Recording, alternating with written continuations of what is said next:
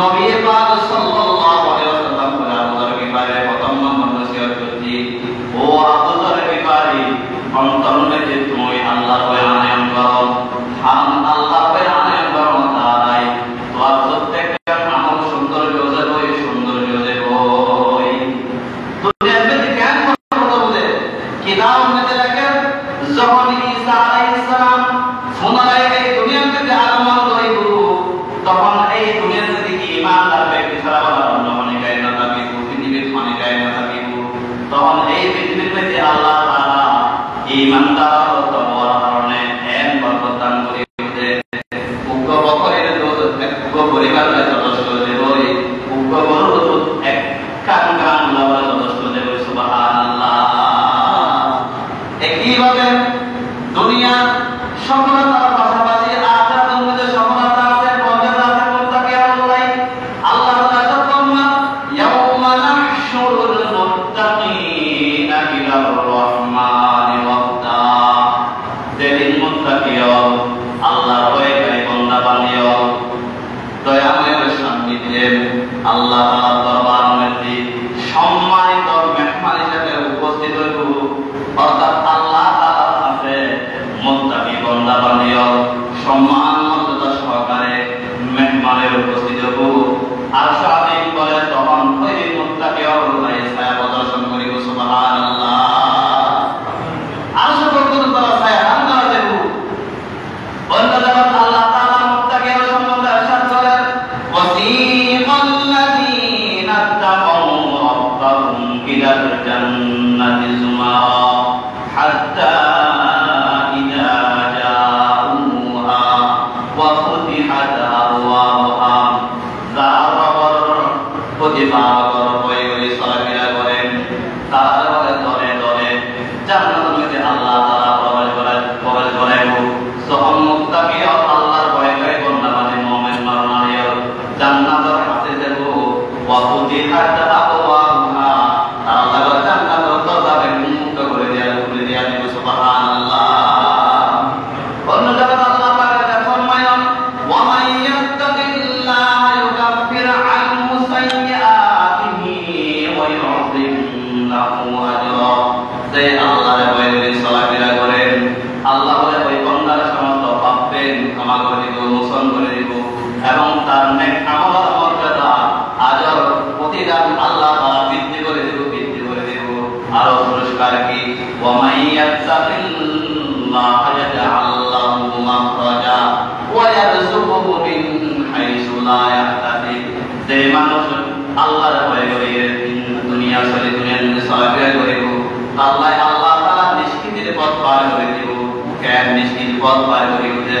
দুনিয়ার চাপ টেনশন মধ্যে আসো, অবমাননার মধ্যে আসো, যত বেশি আল্লাহর উপর ভরসা করিবা, আল্লাহর উপর ইয়াকিন রাখিবা, আল্লাহর ভয় করে চলাফেরা করিবা, দুনিয়ার সমস্ত সংকট বিপদ আপদ এবং পরকালের বিপদ আল্লাহ তাআলা নিষ্কৃতি দিব।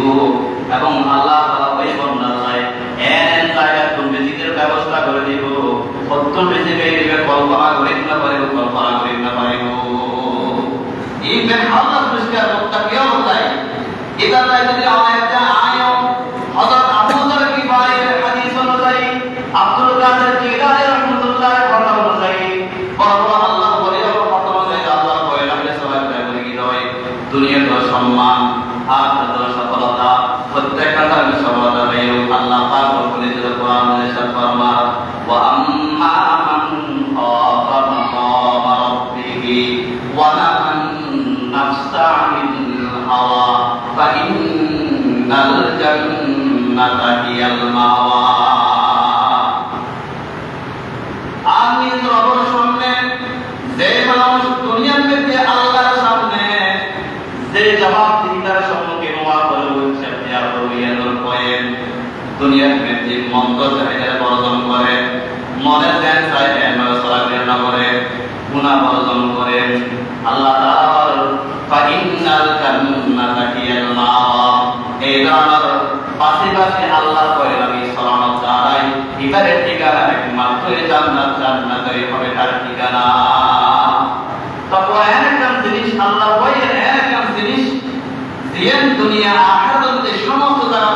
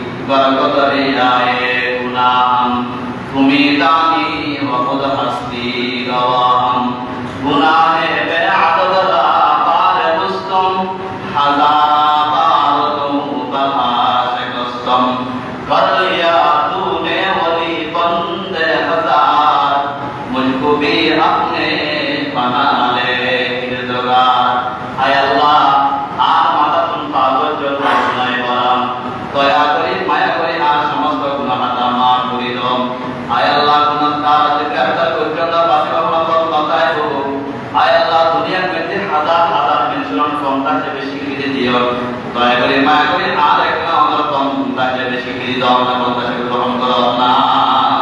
এইভাবে আল্লাহর কাছে ফরিয়াদ করে তাকওয়া অবলম্বন করে। আর যদি হাদিস অনুযায়ী কোরআন অনুযায়ী নিজের ভিতরে তাকওয়া রাখিয়ে তাকওয়া অবলম্বন করে চরিত্র ঠিক হয়, দুনিয়াতেও সফলতা পাইও, আখিরাতেও সফলতা পাইও। রব্বুল ইজ্জত আলা বলতে করে আল্লাহর ভয় লাগিয়ে জীবনে সদাকালে তৌফিক দান করো। মা তৌফিক ইল্লা বিল্লাহ। মুহতারাম হাজিরিন,